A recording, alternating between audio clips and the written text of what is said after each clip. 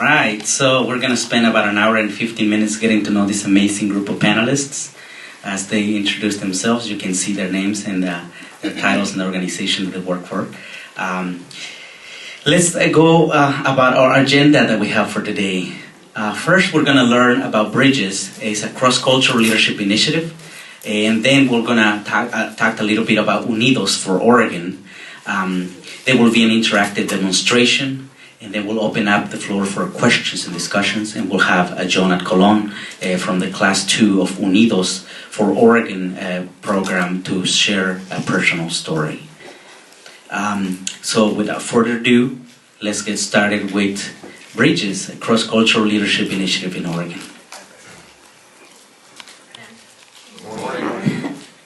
You guys are from all over. That's amazing.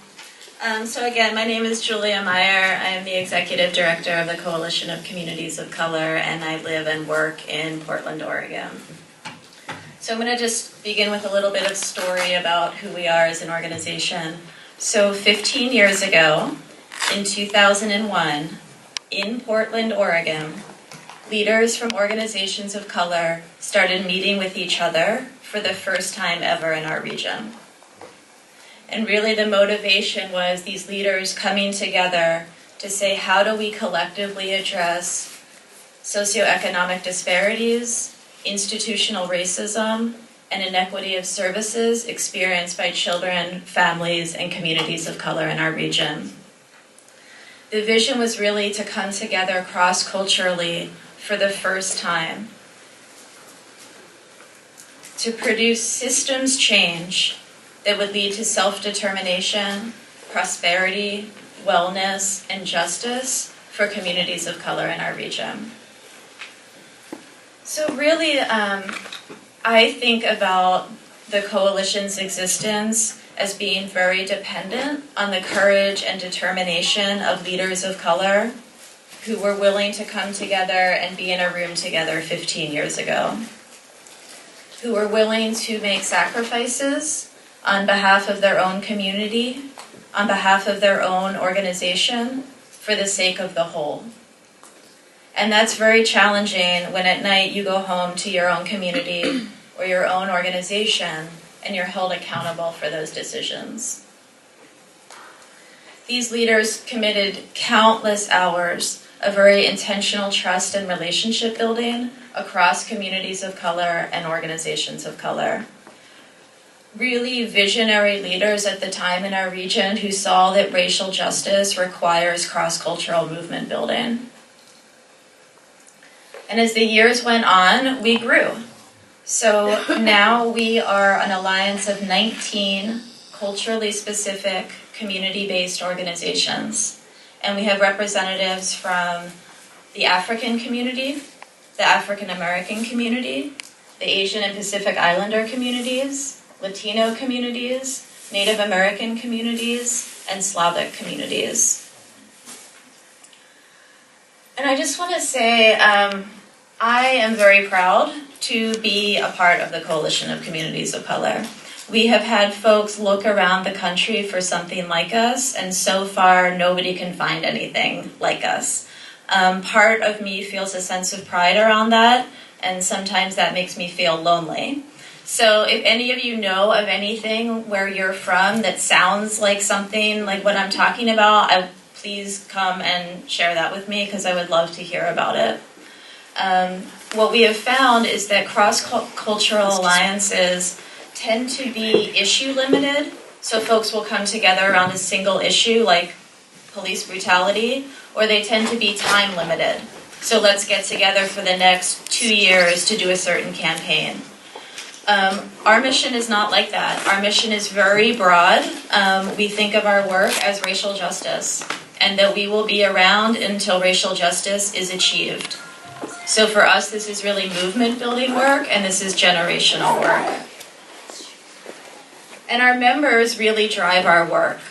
And so in 2008, our members identified a common problem that was experienced across communities of color and across organizations of color. And the problem is that people of color and organizations of color we're sort of forced to have to always explain to policymakers the impact of racism. Constantly being forced to say, this is how big the problem is in our communities. And it was distracting. It prevents us from talking about strategies and solutions because we're always in these arguments about need. And so we decided for the first time, in Oregon anyway, to do research about communities of color by communities of color.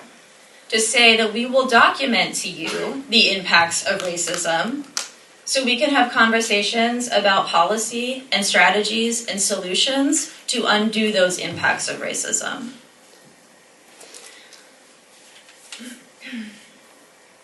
And I think there's a couple, let me just go back for 1 second. There are narratives in Oregon and in the Portland metro region that white people tell themselves that make racial justice work more challenging. And part of what we wanted to do with our research is begin to sort of lift the veil of these narratives around race and communities of color that are created and maintained by whiteness. And so one of the things that our research showed is that Oregon and the Portland metro region is not as white people tell themselves it is, right? So I don't know, a lot of you are not from Oregon or don't live in Oregon when we went around the room, and I don't know what you think about it, but certainly within the state we have this vision that everybody is white. And as long as you maintain this image that everybody is white, why talk about race? Why deal with issues of racism? It's irrelevant because everybody's white, right? So if you look at this chart, it shows that actually half of our kids are kids of color. This is the size of the Latino community in our metro area, and the rapid growth of the Latino community. Coupled with the fact that our Latino community is young, right? So only becoming more and more of our overall population. The Latino community is also very diverse, right? So there are some people in our region, primarily white people, who think that all Latinos who live in our region are from Mexico. Not true, right? So another thing that our research tried to dismantle is what I call the Portlandia syndrome. Have you guys ever seen that show? Okay. So I talk about this. I've actually never made it through a whole episode, but I think I get the gist. So it's kind of this idea, also I think generally held by white people, that issues of race and racism don't matter in Portland because everyone's liberal, right? We live in this like utopia, and there's a lot of trees, and like we have a lot of buses and stuff, right? And so part of what our research wanted to say is that's not the case. We actually have a serious problem with racism and racial inequities in our region, and if you can only understand that by giving data back to you, then we will do that, right? So I'll just give you a few examples. So in this chart, the grayish bar is white people, and the green bar is all people of color together. So this is income. I mean, I kind of look at the bars all the way to the right, so that's like an individual's income. The average individual income for a person of color in Portland is about $16,000 a year. And I don't know what you've heard of Portland, but it's very expensive to live there. And it's gentrifying very quickly, and housing prices are very high. So if you can all imagine what that is like, and that's about half the income that a white person makes. This is a similar slide, but comparing the Latino community with the white community. I think all of these jump out to me, but I also my eyes go to the one all the way on the right, where you have Latino people living in retirement making less than $9,000 a year.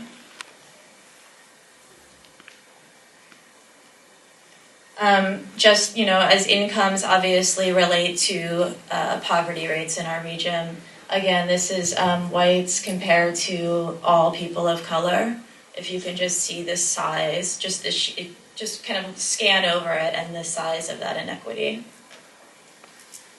Similarly with the Latino community. I'll just give you one more example around educational attainment. I'm sorry, I can see at the bottom, the captions are bleeding together, but all the way on the left is less than high school completion, college, some college, a bachelor's degree, and a professional degree. And you see very similar with the Latino community, with a crazy exception of almost 44% of our local Latino community has not graduated from high school. Our research also showed that inequities in Portland are actually larger than they are in Seattle, which is sort of close to us, and larger than national averages. And so white people tend to do better in the Portland region than people of color, and white people tend to do better in the Portland region than they do nationally, and people of color and Latinos in the Portland region tend to do worse than they do nationally. So it's sort of a double-edged sword. We're overvaluing whiteness coupled with undervaluing people of color and Latino-ness, right? Creating a double size inequity. And that just shows differences in income. Whites making more than they do nationally, Latinos making less than they do nationally. The last piece of data I'm going to show is that I think there's also this belief sometimes, we have it in Oregon, I think we have it nationally in our consciousness, that a lot of the inequities that we see in data are a consequence of historic racism, but actually those inequities are getting smaller and we're on the right path, and if we all just wait long enough, there won't be any racial inequities anymore. So what this chart shows is what I think we're beginning to understand as a country, which is there is a growing divide between rich and poor. So in the last generation, the rich, the top 30% are getting richer, and everybody else is getting poorer. So these deciles, decile 10, that means the richest 10% of the people. Decile 1 all the way at the bottom are the lowest 10% income-wise, okay? So I think people generally are getting this in our country, right? There is a growing divide between rich and poor. We have the same thing in Portland. So this is all people. Now you add race to it. Again, communities of color are green. You see that growing divide between rich and poor is highly racialized. It's actually only the richest of white people who are benefiting. All people of color, even the most well-to-do, are losing wealth in our current economic system. But ultimately, what we believe our research shows, I know that's all hard to hear, is that we can do better. We can be a better Oregon, we can be a better Portland. And for us, part of that is about leadership. That we understand in our region that to create the Oregon we want, to create the metro region we want, we need leadership at all levels that reflects Oregon's actual demographics and not what some white people believe those demographics to be. So our research really said one of the ways out of these inequities is investing in leadership development in communities of color. And we're fortunate to have an amazing philanthropic partner in Oregon, Meier Memorial Trust, who really stepped up to work with the coalition on leadership development. And that led to Bridges, what we call Bridges. It's a leadership development initiative in the state of Oregon. It has 6 culturally specific leadership development programs united under one cross-cultural umbrella. Each year we graduate 100 leaders of color. So we're about to go into our 5th year, so we have already 400 graduates of color. And this program is not your typical leadership development initiative. It is about skill building, for sure, but it is really about linking leaders of color into strategic leadership positions where they can affect systems change in a way that will improve outcomes for communities of color in Oregon. So I'm going to turn it over to Carmen Rubio from Latino Network. Latino Network runs Unidos, the Latino-specific leadership program of Bridges, to talk with you about that program. Good morning. So, as Julia just mentioned, we're here to talk about Unidos leadership development program. And, oops, am I going backward? Those are our Unidos people. This way? Yeah. Okay, sorry.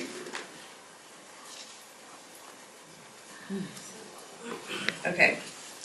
So, Unidos is our program. This is our part of the larger initiative. And our mission at Unidos is we aim to reverse our history of regional disconnection and lay the foundation for lasting systems change throughout the state.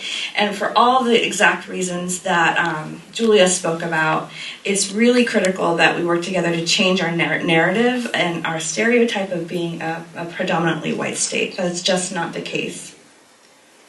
As you can see in this slide, it shows you a picture of Oregon, or an image of Oregon with the vast majority of our population in the Portland metro region, which is in the upper left side, where that Clackamas and Multnomah County and Washington County are.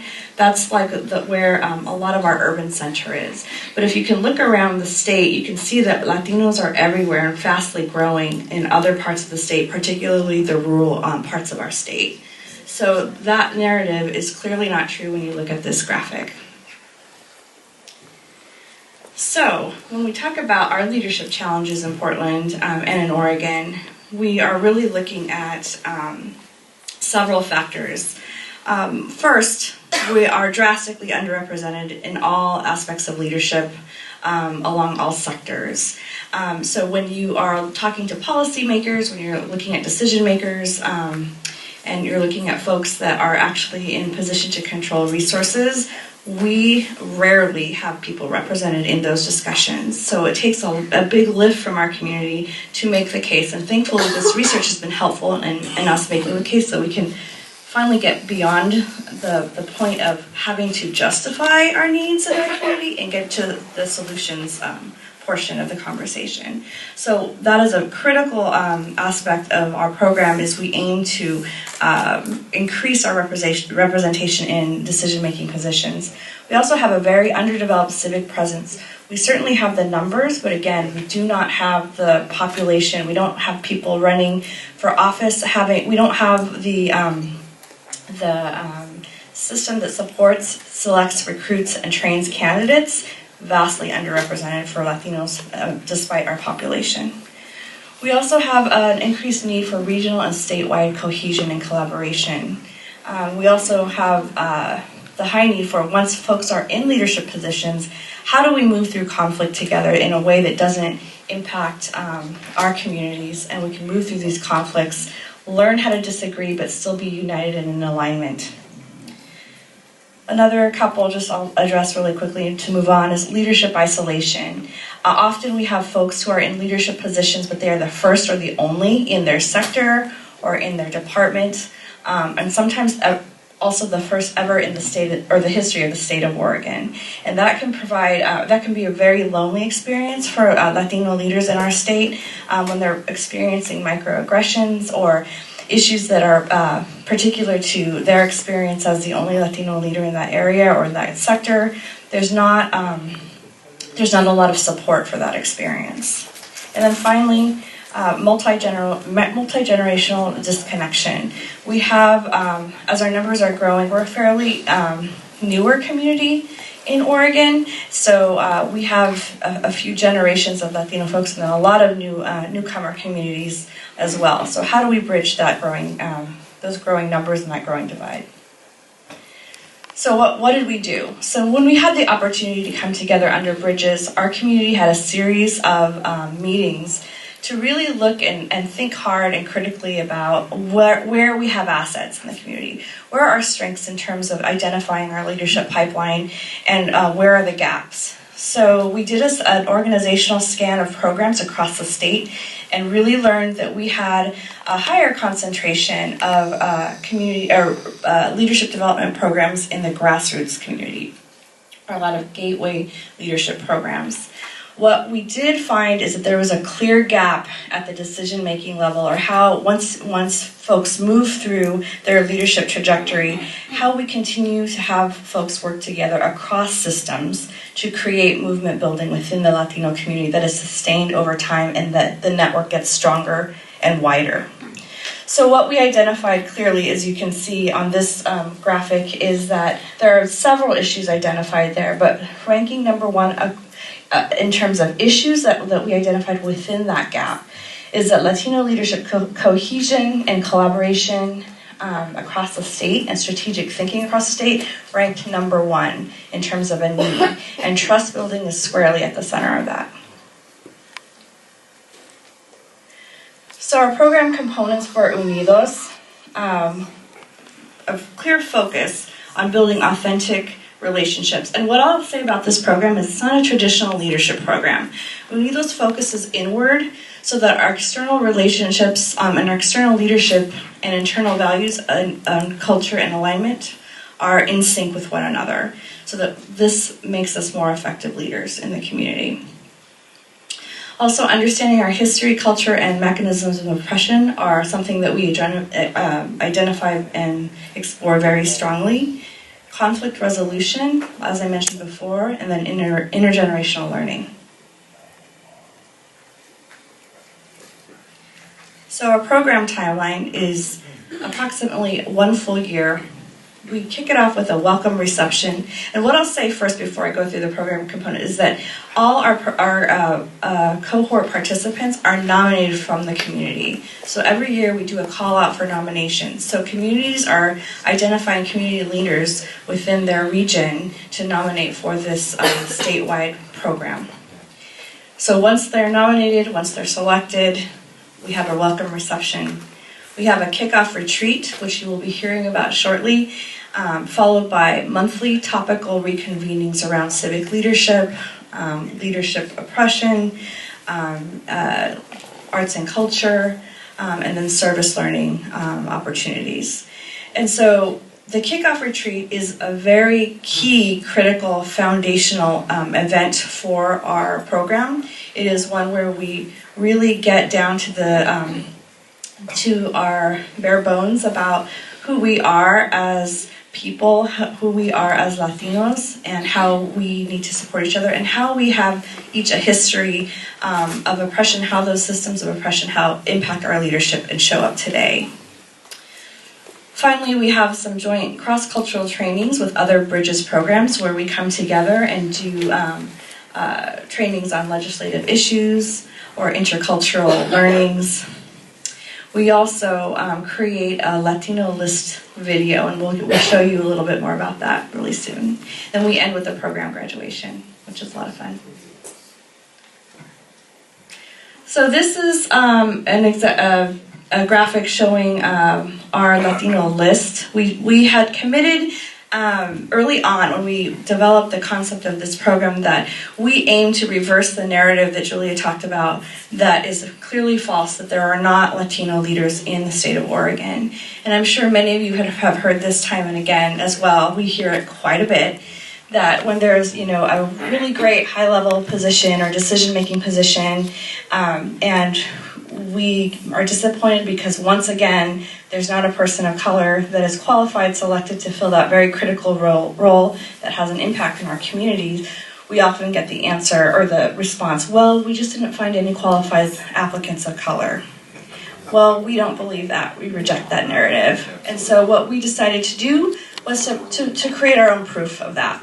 And so as we go through our leadership cohort, every year we make a video featuring all of our leaders, and then we send that out to folks so that they can see, they can have a visual representation of attorneys, DAs, teachers, principals, nonprofit leaders, faith leaders, and corporate leaders.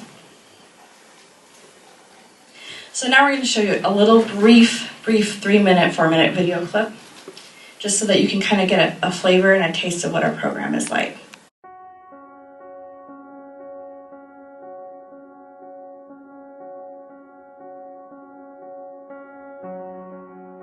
Unidos takes us through this journey, I think, of discovery, as you kind of mentioned. There's different workshops that we go through, and each workshop that I participated in, I either discovered something about myself or reinforced something that I knew about myself. It's important to run for office, or it's important to get involved in leadership opportunities. Don't be afraid, do it, even if you're scared about it. You're not supposed to know everything or understand everything. A true leader learns along with everybody else and shares their own knowledge. Unidos is one of the few programs that I'm aware of that brings practitioners from different industries, from business, from education, from government, from nonprofit, together in one collective. And it's the only time we have a chance to talk to one another about who we are and where we're going as a community outside of our disciplines. And that doesn't exist anywhere else, only with Unidos.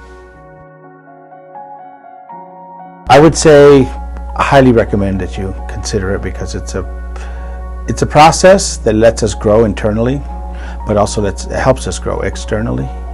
And as Latinos, I think this is a great way to connect us across the state, to empower us to say, hey, we no longer have to feel alone in our little isolated part of our community. We can now be a part of a bigger community that represents all of us and supports all of us. And I think that's a beautiful place for this to move everybody. I think I feel really fortunate to have met such incredible individuals that I feel extremely connected with, that I feel that are really my family. Another extended family. I feel that I've learned the importance of radical self-love. I feel that that's really what I've taken out of this experience, is the importance of radical self-love. Loving yourself, loving what you do, doing your life's work, and being of service to others, all at the same time. Cuando empecé el programa, yo no tenía la menor idea que había una persona dentro de mí muy pequeña, muy niña, que cargaba ese peso del trauma, y estamos hablando del trauma de ser rechazada por la sociedad, de sentirse diferente, pero en una manera negativa, simplemente por ser latina.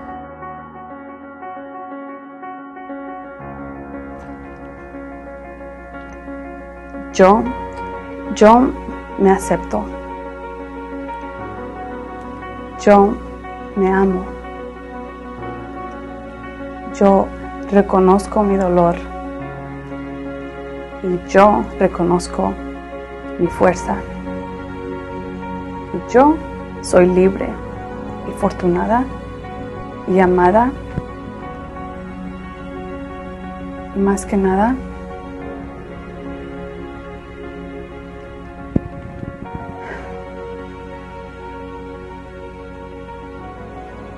yo importo.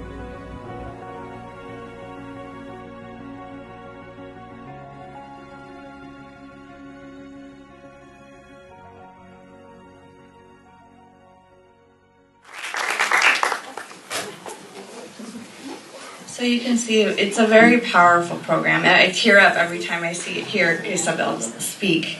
I personally am in cohort 1 because I was told very clearly by my community that I could not sit here and lead and advocate for a program if I did not have the experience myself.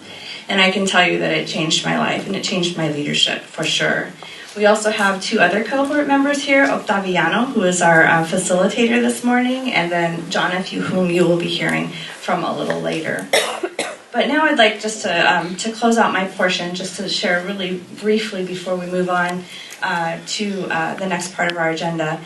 We have some really great notable highlights that we're really proud of. First is that in the 5 years of the program now, we've graduated 76 folks, with another 20 who are now about to start their program in this fifth year. We have some great partnerships, so each year is a learning year for us, and as we develop and hear back from our participants about what works and what they would like to hear and what they need, we've developed key partnerships with NALEO, the City of Portland, and other foundations. We've also formed an advisory board of our participants, and this advisory board is very active. They work together across the state, and they're helping to refine our programming, recruit, and they're sharing information regularly about how we can get the word out and involve more people in this program. We have 6 alumni who have run for office, 5 of whom were successful, and 2 who are currently running for office right now, who are featured in this video. Yes, this is really amazing. Welcome to the state legislature. And we don't do campaign training. It's really about recognizing what strengths and wisdom and assets you have within yourself during this program and feeling your confidence to share that with others. And then lastly, we have countless career changes, partnerships, cross-sector collaboration. We've hired a bunch of people that went through the program into our organization, but also really, we even had a marriage. We had one marriage, so that was incredible. Cohort to cohort marriage. And then most importantly, we have a growing reputation of having a network of competent, credible leaders in our community. So we're proud of our program. If there's any interest in learning more about our program, Octaviano's here, I'm here. We would love to share it with you. We just want people to have the same kind of experience so that our communities can continue to thrive and continue to lead. Thank you. Good morning. So I introduced myself earlier, Nanci Jimenez, and I was approached to be part of this incredible journey that had started way before I joined on. So about 5 years ago, Carmen and Serena Cruz, both Latina amazing leaders in Oregon, asked me if I would bring some of the work that I do in my own work as a private social entrepreneur around healing from the effects of racism and internalized racism, and bring that key element to the program and framework and language for Unidos. I will say that it was powerful to see the lack of cohesion among the community. I think they really heard the community speak loudly and wanted to tap this resource. So again, I feel like this was an incredible example of a cross-sector partnership. I've been honored to be part of Unidos program, and I lead the kickoff with my team as well as the first convening, and then from there they bring in many other speakers and from all sectors to be part of their program development. So I just wanted to outline a little bit of the pieces that I do as part of the program. There's many other pieces. Feel free to read this if this is helpful. What I want to bring you today is a little piece of what we do in the kickoff, and I love how Carmen said we don't do campaign training.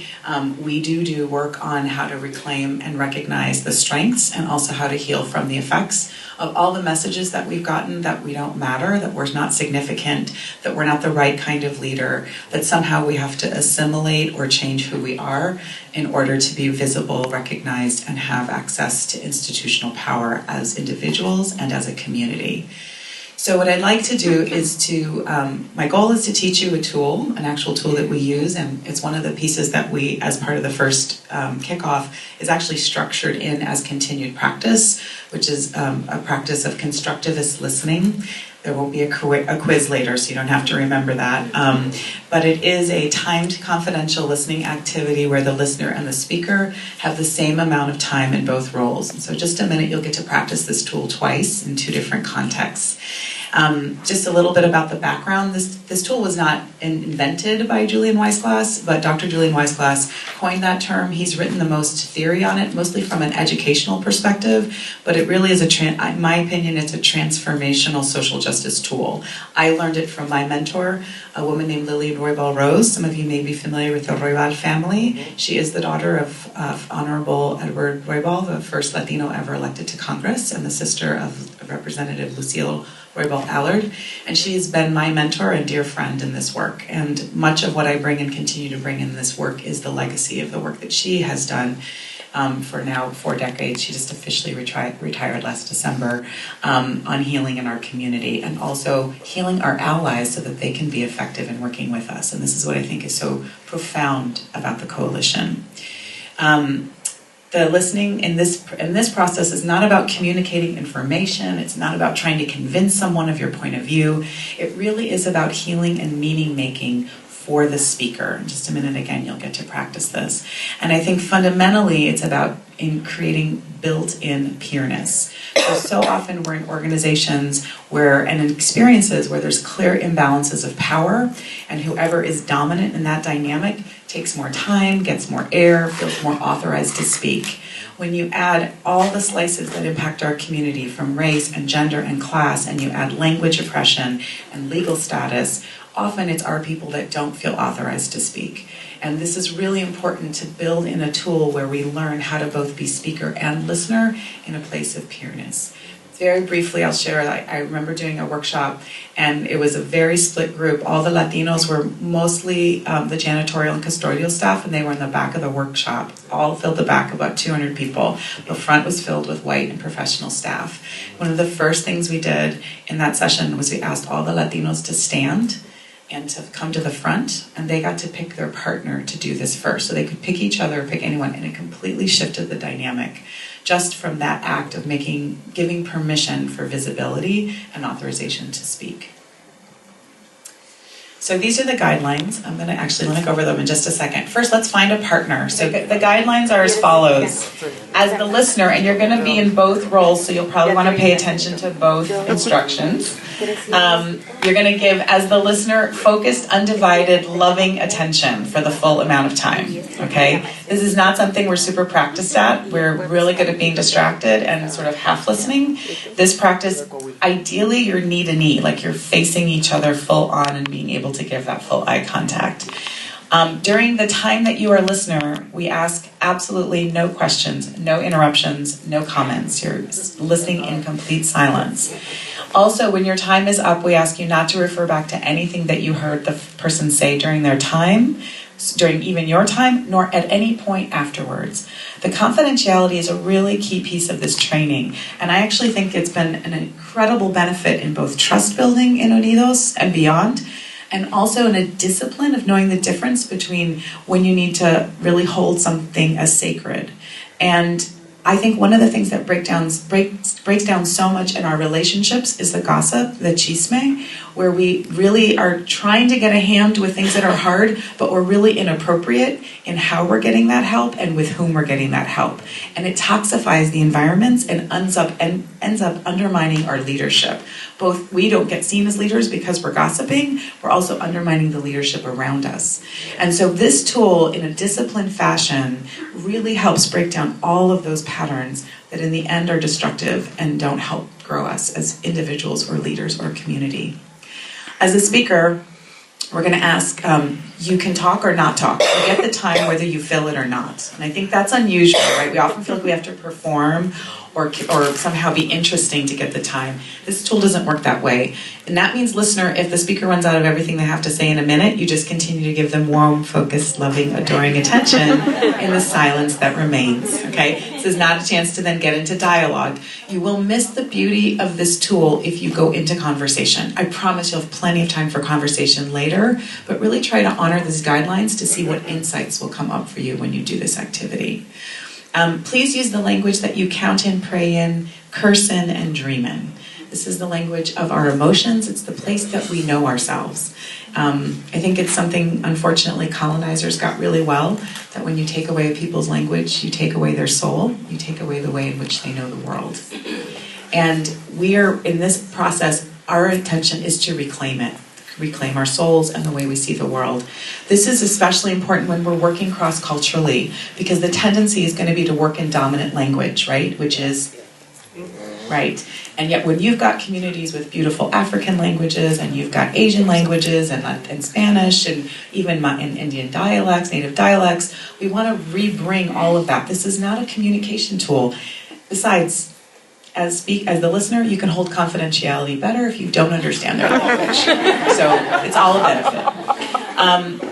The other piece is that when you're the speaker, you don't have to maintain the eye contact with the listener. The listener, however, is always keeping eye contact with you, so should I look away and come back, I'm still going to find your eyes with me, okay?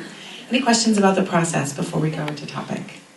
Okay, we're just going to have 2 minutes each. It's going to be super short, but just to give you a flavor of the constructivist listening. And your topic is, we'll decide who's going to be speaker first and who's going to be listener first. So raise your hand if you're speaker first, so we know everybody's got that.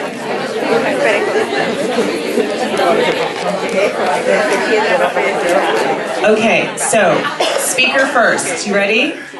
Share strength, leadership strengths that you have learned, personally, experienced, or witnessed within the Latinx community. Okay? Witnessed, experienced. So again, as the listener, you're not looking at that slide. You're looking at the speaker. But the speaker may decide to look back at that slide. So, yes? I just want to understand the question. Of course. It's still a little early for me, and I'm on the Different times of shared leadership strengths you have learned, so I have learned, that I experienced and witnessed as a leader or as a Latino. Period. In this case, as a Latino. And if you're an ally, what have you learned in being with Latinos? What have you learned and witnessed? Yes. Is it 2 minutes per person or a minute? It will, and I will call time. You don't. That's the other thing. Don't look at your watches. That really does communicate like I'm not paying attention. I will call time when it's time to switch. So your role is just to listen and/or if you're speaker to answer that question. Okay.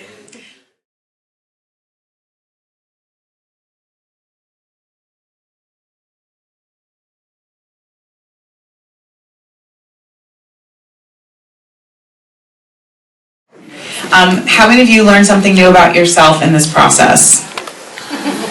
Just by getting to speak. How many of you learned something new about your partner? Yeah. So it's not about how much time. Sometimes you're like, well, I don't have enough time. It's really not about time. It's about how you use it. Think about how you spend 4 minutes in your day on a regular basis. I've decided Facebook is the great time stealer. Okay. Great thief. Okay, so we want to just leave you one little piece of the theory and teaching pieces that we do. So you have a tool you can walk out the door with. You've got a bunch of people here who know this tool. You don't need anything more than what you just learned. You need a timer. You need uninterrupted time, which will not be created on your calendar. You must create it. You need a designated speaker and a designated listener. That's it. It's super simple. There's nothing more than that. This piece of theory that I wanted to work through with you is basically how I learned to understand the concept of internalized racism. How many of you have heard of the concept of internalized racism before? Okay, how many of you have not, just because I'm super visual? Okay, so for some of us, it means different things. Also, sometimes we've heard the term lateral oppression. The term in this context, internalized oppression, is both what messages and behaviors we internalize against ourselves, and also what we turn against members of our own group. Okay, so this is the content that we're teaching in the Unidos kickoff. So I learned this story from my mentor, Lillian Roybal Rose, who before she became a consultant taught in migrant education in bilingual classrooms in Watsonville, California. And she was very committed to getting this information to young people. She believed that young people were graded and promoted and disciplined on content, on process, but only taught content, right? What are the capitals of the states, right? But then if they got in a fight, they were suspended, but no language with which to understand what got them into the fight, like what was underneath the wanting to have that expression of anger. So she would teach them all of the same models that we would teach the adults here in the kickoff retreat. We teach about that we're all good, that we're born brilliant, but she wouldn't use words that we would normally use with adults. She'd let them fill it in, so they'd be like, we're cool, and we're awesome, and we're radical, and say they have this really strong concept of their goodness, and she would say, you're good no matter what, and sometimes you act pretty stinky, but your goodness is always there. So they would separate from themselves from their behavior, right? Really important concept, key leadership skill, right? We teach this all the time. If we're going to address someone's behavior, we don't attack their character, right? Because then we're just going to get into defending character. So they got that. Then she wanted to teach internalized oppression. So she would say, I want to hear all the words that you all have heard growing up that make you feel bad about yourself. Young people love this activity. Adults do too. Okay. So they'd be raising their hands, and this is middle school, okay? So of course, the word that would come up all the time is stupid in all of its variations. And because this was a bilingual classroom with mostly Mexicano immigrant students, menso also means stupid in that context. This was in the 1980s, so just to put some context around some of this language, lardo was a big one, so some really awesome fat oppression was happening with the young people.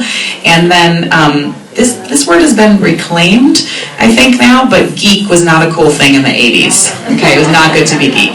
So they would have these lists, and then one young person was like, well, what if I say a bad word and you put it on the board and then Mr. Gonzalez, the principal, walks in, or my mother, won't we get in trouble? Brilliant thinking in context, right? So as a group, they agreed they could say the bad word in the class in front of their teacher and not get in trouble. Super cool. And then they would just put the initials on the board instead of all of the bad words. So they had aha, there, okay. And then they have ha, which is like aha. Okay. So they'd have all these words, list these columns of words. And then she'd say, I'm going to work with one of you up in front of the group, and this is like, middle school, so they're all like, me, pick me. They're still excited about learning and getting that attention. And then she'd say, I'm going to bring one of you up here and make you feel like dog meat. And I'm going to make you wish you were never born. And the energy would turn. Get him, Mrs. Rose. Get her, Mrs. Rose. So that's how oppression works, right? Like, we don't want it on us. We're like, someone else gets scapegoated. So she picks the young person who's screaming, get him or get her the loudest, would bring them up in front of the group. This, again, oppression works. They're all quiet, eyes big as saucers, relieved it wasn't them, anxious about what's going to happen, but not knowing how to intervene. Of course, she would never hurt a young person. When the young person's up front, she'd say, are you ready? Are you ready? I was like, no. So, okay, here we go. You've got stupid pink hair. Now, this was in the 1980s before there was any chance that any child had pink hair. Please do not use this example today. It does not work, okay? You've got menso pink hair and lardo pink hair and geek pink hair. Your mother has pink hair. Your father has pink hair. In fact, you're all a bunch of pink-haired ahas and bahahas. Of course, all the young people would be back giggling and laughing at this point. And she would have gone through all the words, like hundreds of words that had covered, and she'd turn to the young person, she'd say, wait a minute. I just used every word that you all told me made you feel bad about yourself. How come you don't feel bad? And the young person would say, what? I don't have pink hair. Internalized depression is the part of us that believes on some level we have pink hair. And this is whether we've been targeted with adultism, racism, classism, sexism, heterosexism, ageism, ableism, anti-Semitism. There isn't a target group on the face of the earth because of the way that we've been systematically targeted and denied an opportunity to heal from the effects of these oppressions that hasn't taken some part of this misinformation delivered from dominant culture and institutions, internalized it, and then acted it out against ourselves and against members of our own group. And to blame us for acting out the results of our oppression is itself an act of oppression. That's from Dr. Erica Sharover-Marcusa's book, who is Lillian's mentor. Her book is called Emancipation and Consciousness. It's as if I took a bat and I beat you to a pulp and then I blamed you for bleeding on my carpet. We need to have a language and an understanding to separate out racism and other oppressions from the effects of those oppressions. If I took a magic wand today and erased magically racism, we'd still have internalized racism to heal from as a community. That's our work. Racism, I believe, is white people's work because it gets passed on from non-target to non-target, white people to white people. But we have our end. And this is how we begin to do that cleanup. Thank you very much for your attention.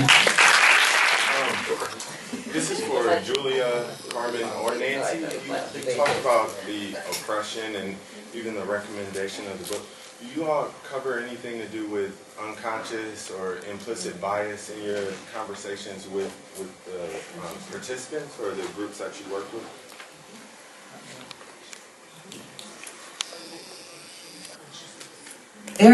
There are many wonderful trends in this work, and I think and I think that they don't cover what I think is the important content around power and dominance. And I would say we don't ascribe to the narrative of white privilege in this work, and that's another longer story. So we operate from the loss of non-target, and Lillian has actually written an article about this in the Something of White Awareness. Sorry, I'll get the title for the book later. And the other thing, I don't teach explicitly on implicit bias. I teach about power, because not all implicit biases are created equal or have equal effects. We have in the back here, second row, yes. It's for Julia. Julia, is your name? Mm-hmm. What happened with the people in specific? No, I think it's Carmen. Sorry. So when you provide your leadership training, what happened with the people who just speak one language? We our training is, most people are bilingual, but we have had some people that are prefer to speak in Spanish, and so it's fully bilingual. But it's preferable, or to just have the majority then is people who speak both languages, right? People who speak, but part of what we are trying to do is build an intentional cohort that includes people from different that have a different experience of being Latino. So we prefer if there are monolingual Spanish speakers in our group, as well as, it runs the gamut. We have Latinos who are who have been here 3 generations or their families and have lost their language, and there's a lot of healing around that as well. So we like to bring those people together, sometimes in the same cohort, because there's a lot of healing around that mutually. Okay, we have someone in the third row, and then we'll. Julia, this question for you. So when you originally got the Coalition of Communities of Color, where did you get the funding to do the research, and then who was the primary organization that was conducting the research? So research money is really hard to get as a nonprofit. I have learned that over the last 7 years. And if anyone wants to chat with me about that later, I would love to have that conversation. But we originally got our money from the city of Portland and Multnomah County, which is the county that Portland is in, and then some private foundations in our state. And I think what I have found about research money is that almost all of it goes into higher education. And you have nonprofits who write grants, who then hire researchers and give the money to a college or a university. We did partner with Portland State University, and our primary researcher was a professor at Portland State. We have stopped that model, and we've recently hired our own researcher, who's now embedded at the Coalition of Communities of Color, so that when we find research dollars, it comes back into community. Okay, we have here in front, and then we'll go to that section of the room. We'll come back. I just have a comment and then a question. One of the things, amazing, because one of the things that I struggle as a leader or as a person in this corporate work, and in the corporate world, is one of the things I struggle in the corporate world is, as a leader, is how can I make myself feel myself better? All this, I'm a Latina, I'm short. And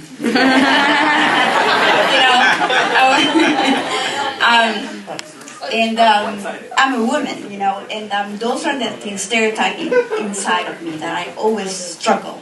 And that I try to work myself to make that better, to not show that in front of people, right?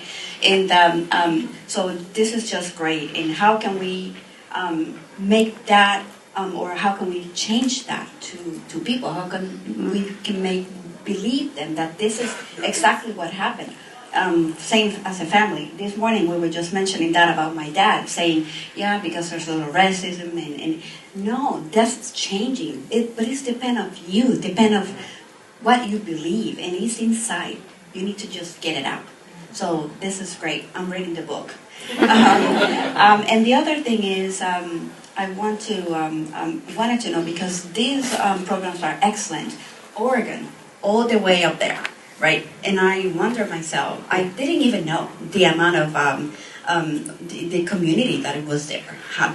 So this is just great.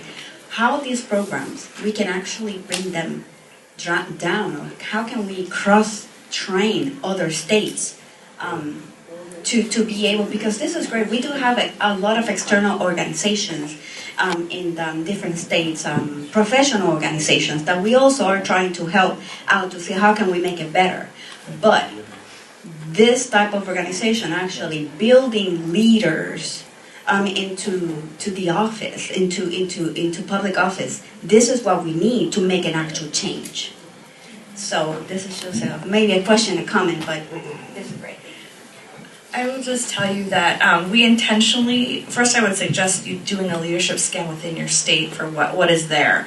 What we've also learned about, doing this kind of work is that we really want to be respectful of other organizations that are doing leadership programs and not duplicate. So we intentionally looked to see what existed, and this was a very specific, critical need that is not skill building, or it's not a campaign school. It's really focused inward so that we can be effective outward. So I would suggest, we're happy to talk. We just want people to do this work because we think it's really important. We're happy to talk to anybody who would like to kind of work with us to see about doing something similar. But at a minimum, I would suggest working with Nanci for your foundational retreat, because that really sets the tone. And that's something then you can design the rest of your program, for the whole year. So I don't know if it's okay to say that, but I just think it's an important component because it puts a lot of the fundamental elements of the program about how we see ourselves and then how we act out on others. And that thread is pulled throughout the program. Thank you. And I will say that I have worked in leadership programs of different kinds. Some of you may remember the National Hispanic Leadership Institute. So I was also Lillian first, and then the two of us together were the core trainers, and we would bring this theory. And I will say the highlight of the teaching that we do at the kickoff will be available on a video. We're producing it right now. So if anybody would want that, let me know and we can talk later. So we have a question in the middle, that section. Okay, well, part of it was already asked, but the other part is, and Nanci, do you travel to other states? So this is one of those funny things. I started 22 years ago. I mostly didn't. You are not seen as an expert in your own state. So I mostly traveled nationally and internationally, and it has been this amazing thing that Carmen asked me to start working in my own state. It has been. I love it. I love getting to work where I live. So for the first time, I'm really working in Oregon. So yes, I travel, and I mostly travel. Perfect. And is there any additional reading that you could recommend? Because as you mentioned, it's so important to start with that consciousness and realizing that we have the power to become aware and see it, and that sort of gives us a power. But is there any additional reading you could recommend, or that you could email us later? I'll email later. Okay. I promise. All right. I'll get everyone's names and I'll send it out. So we have the gentleman here in the middle, and then we'll continue. Okay, so I'm going to stand up so you can hear me. I'm going to get really quick because I know we're short on time. And I want to say, I know about it, and I went into for a workshop way back in the day. So the three questions I have real quickly: funding for a program like this, startup, how I get startup help in California. I'm from Pasadena, California. I'm a professor there, but that's that. Retention and attrition. So you have a component that will retain and continue to support these leaders once they become in office, or we choose to be in office. And then, is Roybal still going to be working, even though she's retired? Does she have a website? And I think that's it. You got those three? That's it? Three quick bullet points. I can refresh. Okay, so I will take funding. Yeah, I will take funding. Because we are sort of responsible for ensuring that the entire Bridges initiative is sufficiently resourced. And so that costs us about $1 million a year. Remember again, that includes 6 culturally specific leadership programs and cross-cultural work. What I have found about leadership development is that it is challenging to fundraise for leadership development. And what I have come to understand is that leadership development is generational work, right? If we're really talking about changing the face of leadership in entire states, that's going to take a long time. And we need to adopt a longer perspective and a patience around that. And most funders have neither. They want to come in, fund the new shiny thing, and they want to pull out. And so part of it is having conversations with funders, even outside of a specific ask, about shifting that frame that funders have to invest in things in the long term. We have been mostly resourced by private foundations in our leadership work, and one of my goals is to increase the public resourcing of leadership development work, to begin to say to our jurisdictions, this is part of your responsibility as government, as holders of our taxpayers, to also contribute to the leadership development of everybody who lives in your jurisdiction. And we have had some success there, and I would look at public resources because ultimately it is so much more money and it's so much more sustainable than private foundations. Do you want to do the retention question? Yeah, so in terms of, just finishing out the funding question, we literally had to do some blended funding. In our program, how we developed Unidas, we got a commitment for several years from Meier Trust, but we also had to think longer term about when that ends. And so we currently have a partnership with the City of Portland for a civic engagement work. So what we have done is blended it a little bit with this program, so we have some opportunity to continue some portion of FTE within this program. So that's been very helpful, and we're willing to talk to anybody about how to create the longer program, a more sustainable program offline. In terms of follow-up, we're still working on that. We're realizing we're learning so much. Folks really want to stay connected. They really want to come back. They really want to reconvene. They want more professional development. We don't have a lot of resource for that, so we're figuring out ways right now to do that.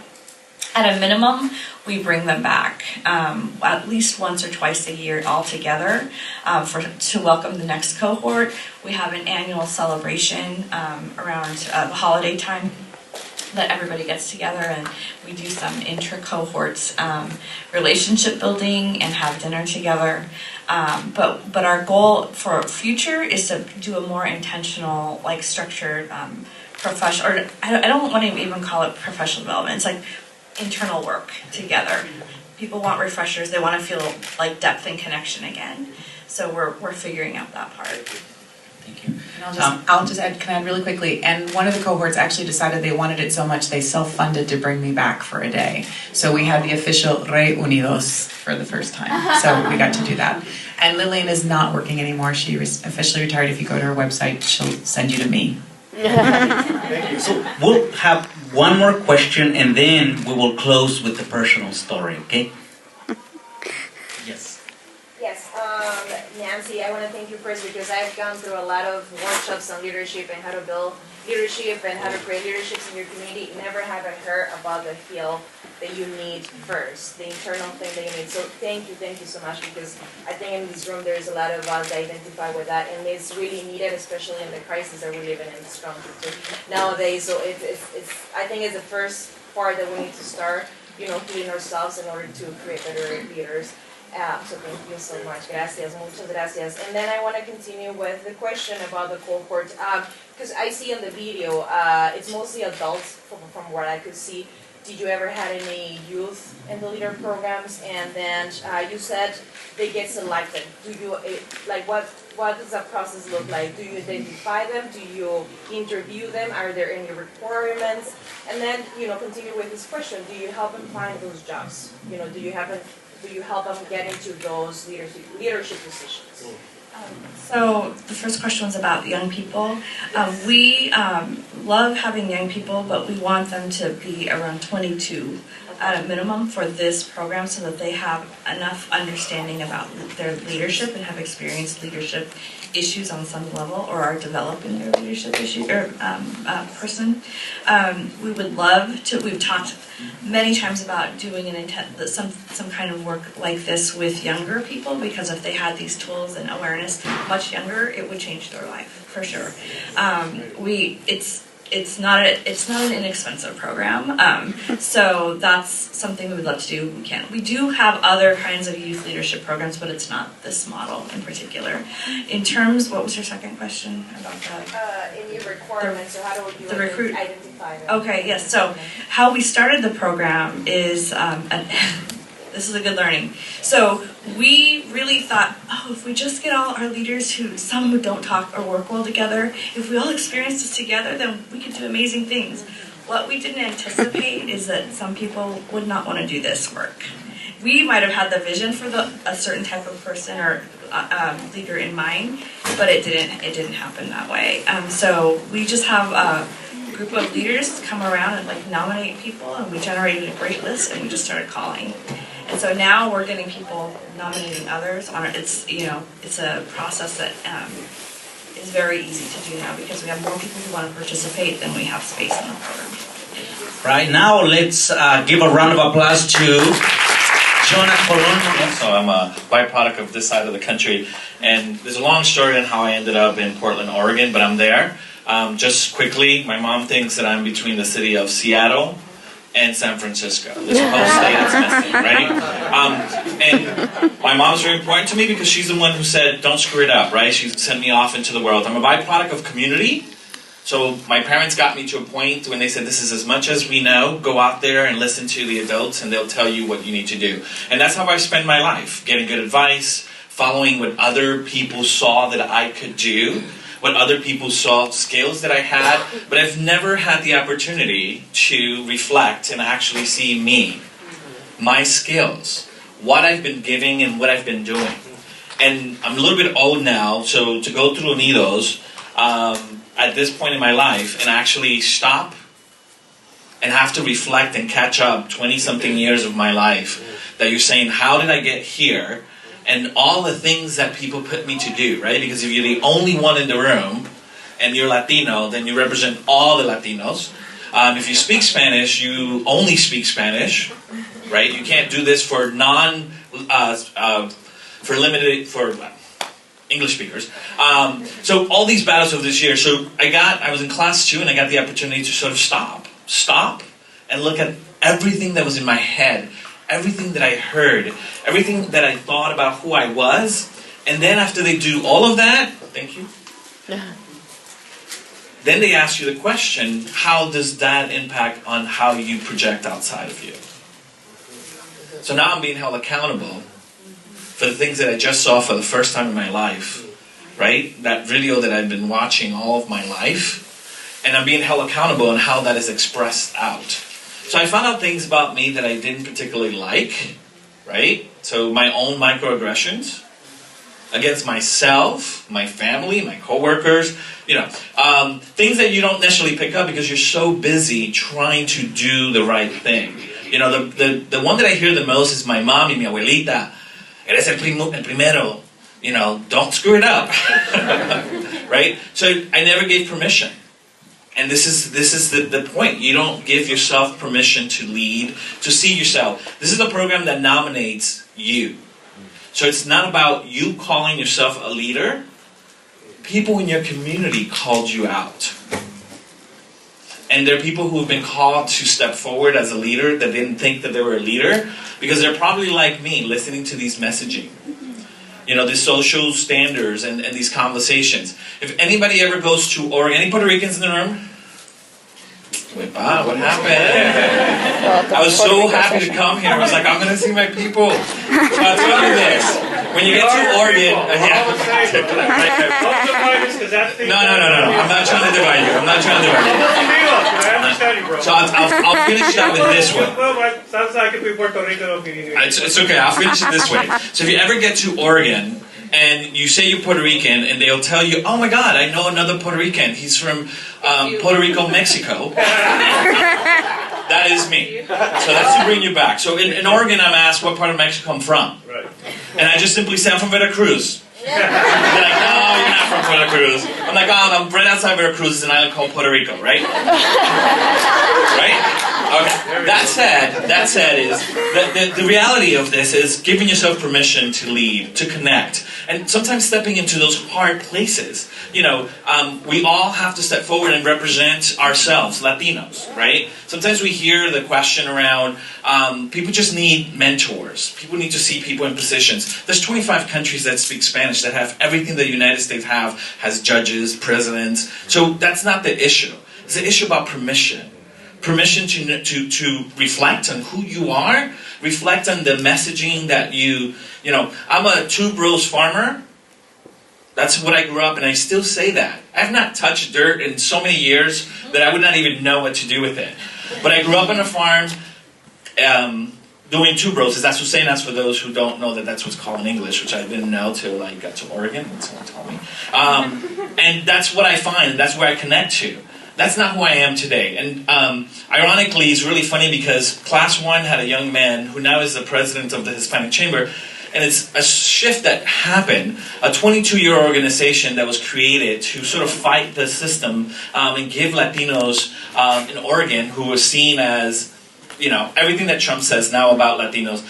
That was the perspective 22 years ago, and this organization was created. And this young man who had just gone through Unidos, is the president, took over. And now we have a common language. You guys saw the Dayaks that you did? Oscar and I, who is our new president, can sit and do Dayak if we needed to. We have a common language, and I think that this is what this is creating. It's creating the ability to know, am I really mad at them, or am I reacting to them, or let's just get to the issue. The issue has nothing to do with no one here, but this is the issue. So I'll leave it with that. It's something to think about. Give yourself permission to look at all the messaging. It's like going back in your life and playing all the music you've heard for as long as you've been alive, and how that impacts you, right? I know that when she was saying the 80s, you all have songs in your head, right? Thank you. Thank you very much.